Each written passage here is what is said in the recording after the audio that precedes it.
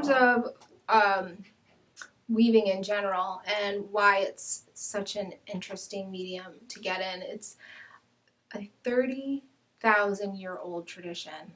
Wow. Weaving, making cloth, and it's something that every culture has to have.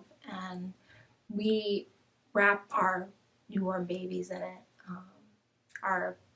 We put clothes on our loved ones that have just passed away. I mean, cloth has such rich metaphors and rich history.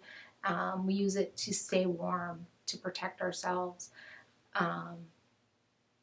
to make sure that our loved ones are warm. And it's just an amazing medium. And it's kind of like music. It's a universal language, I think, understood by all. But each culture has very distinct traditions that they've been able to carry on from year over year. And I think weaving is just starting to find its heyday in this modern world. It's been an under-recognized art form. And people are starting to experiment with different cultures and different techniques and taking it really far. And